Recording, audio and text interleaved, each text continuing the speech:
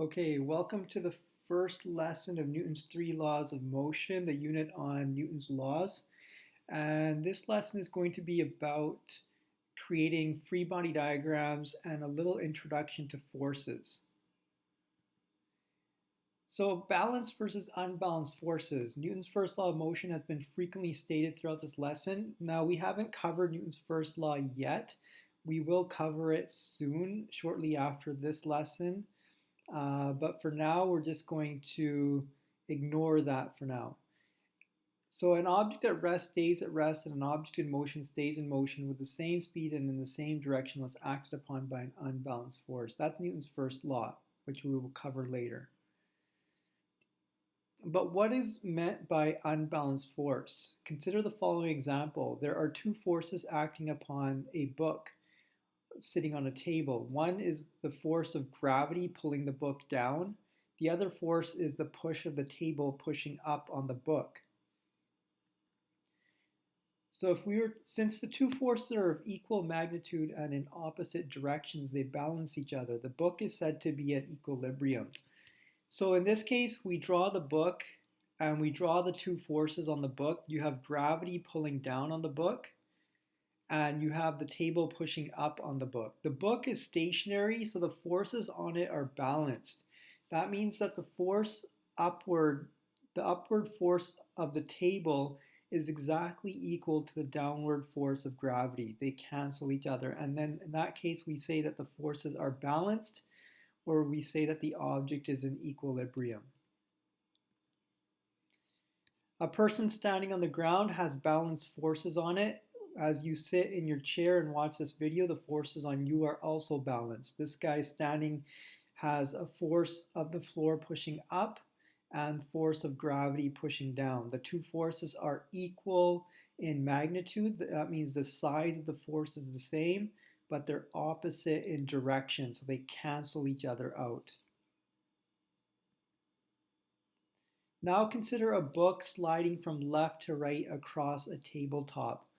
When you slide a book from left to right across a tabletop, the book slides to the right, but after you let it go, there's no more force in the rightward direction. The only forces acting on the book are the upward force of the table pushing up on the book, the downward force of gravity pushing down, and then you have friction acting to the left. And friction is going to slow the book down. We will examine frictional forces in more detail in upcoming lessons. But for now, you just need to know that friction is a force that opposes motion. So in this case, we say that the forces are not balanced. The upward force of the table is exactly balanced by the downward force of gravity, but the leftward force of friction is not balanced by any other rightward force. It's the only force acting in the horizontal direction.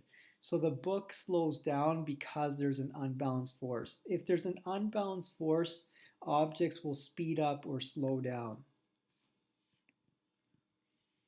The force of gravity pulling downward and the force of the table pushing upward on the book are of equal magnitude and opposite direction. These two forces balance each other, yet there is no force present to balance the force of friction. As the book moves to the right, friction acts to the left to slow the book down.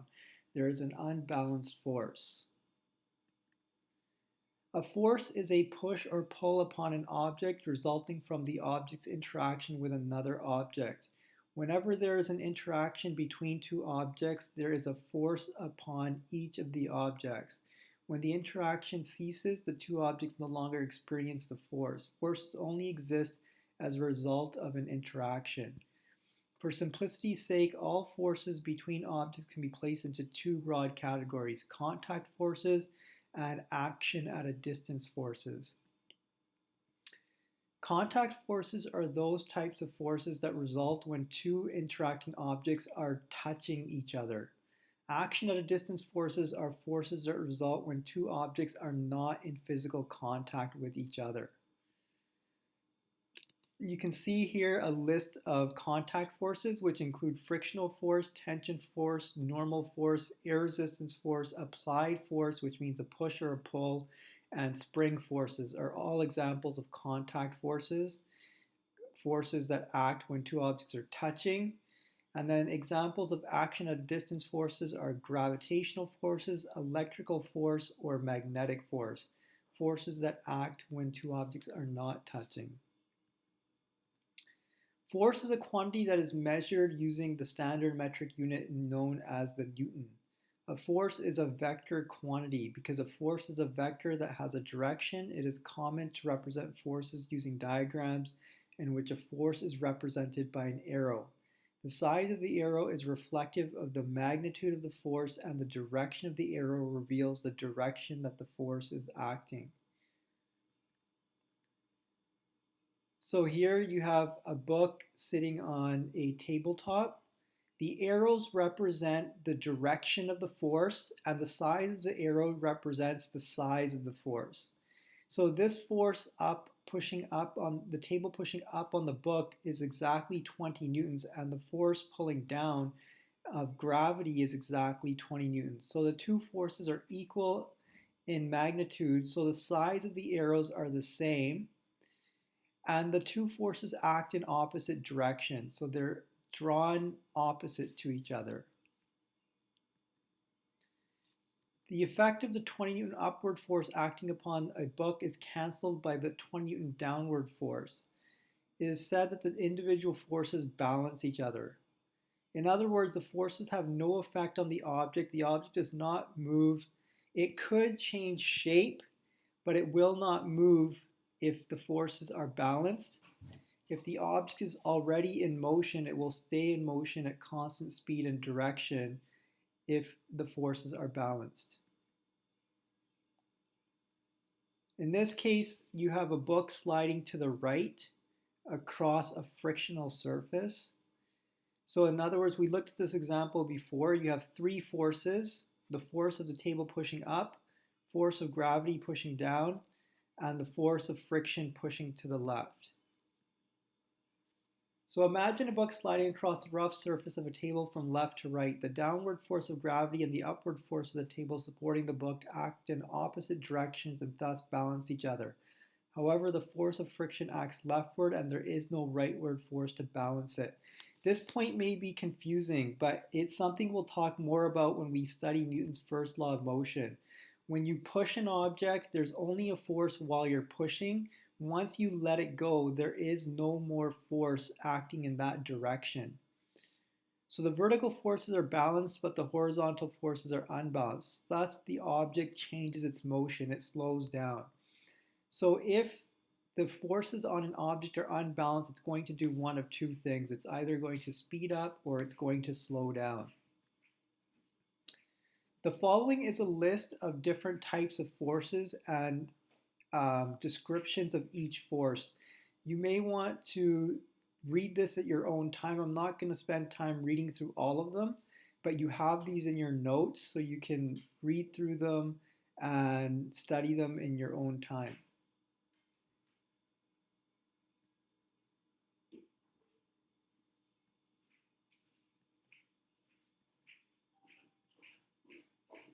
Next, we're going to talk about free body diagrams.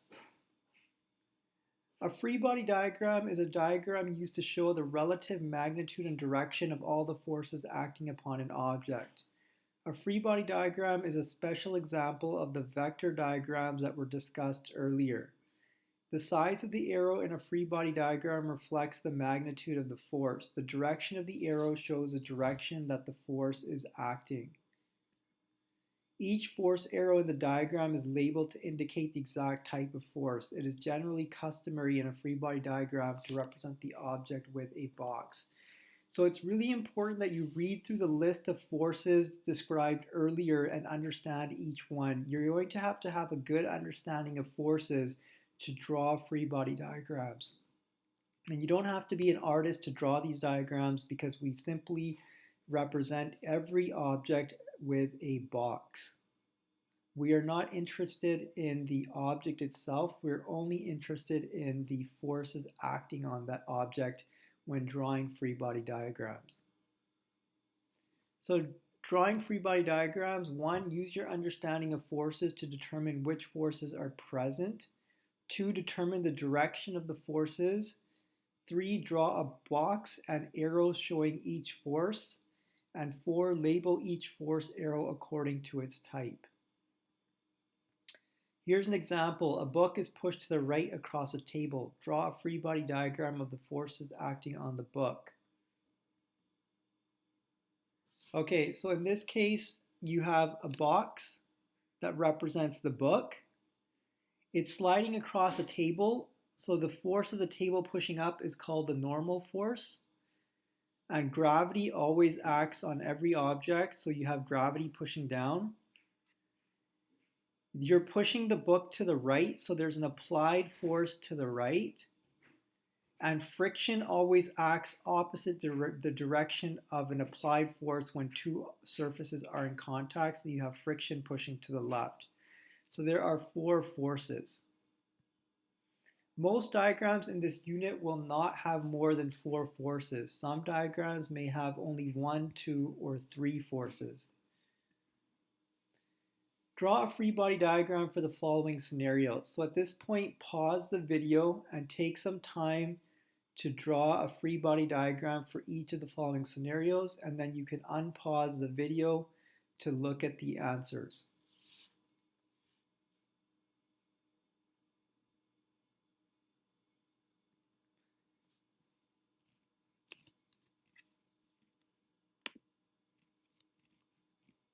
Okay, so here is the diagrams. You'll notice in the first diagram that there's only 2 forces, they're equal and opposite. In the second diagram, there's 2 ropes, so there's 2 tension forces and gravity acting down. In the third diagram, which represents any object that is a projectile going through the air where you ignore air resistance, there's only gravity acting on the object. And in the last diagram, you'll notice that the applied force is slightly larger than the frictional force, and that's because it's accelerating to the right. So it's speeding up in the rightward direction. This will make a little bit more sense when we study Newton's second law of motion. Okay, net force. The net force is the vector sum of all the forces acting on an object.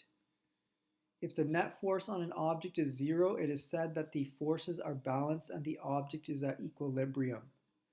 If a net force exists on an object, then it is said that the forces are unbalanced. Net force is calculated for the horizontal forces and vertical forces independently and separately. So we can add 5 plus 5. You just add them together, 2 vectors in the same direction. We add the 2 together and it's equal to 10.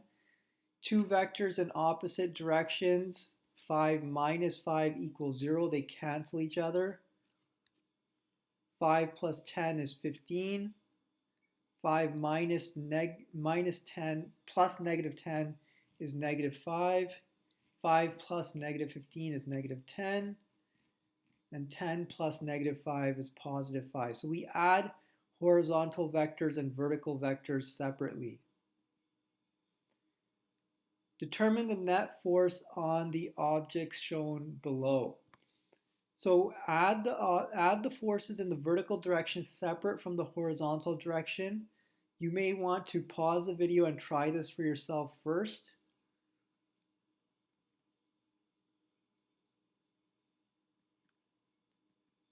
So here is the first one. The net force is 400 newtons upward. The second one, the net force is 200 newtons downward or negative 200 newtons. So you can either write negative 200 newtons or you can write 200 newtons downward. And the third one, you have to separate the vertical and horizontal forces. So in the vertical direction, the net force is 0. And in the horizontal direction, the net force is negative 20 newtons or 20 newtons to the left. Free body diagrams for 4 situations are shown below. For each situation, determine the net force acting upon the object. So again, you may want to pause the video here and try these questions.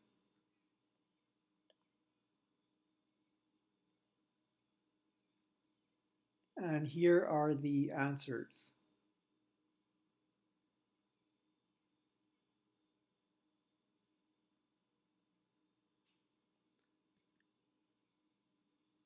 Analyze each situation individually and determine the magnitude of the unknown force. Again, pause the video and try these questions. You have the net force and you're looking for the unknown forces, A, B, C, D, E, F, G, and H.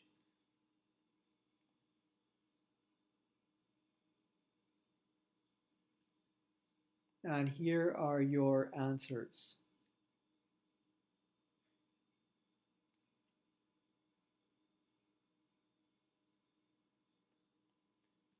And that concludes today's video. Thank you.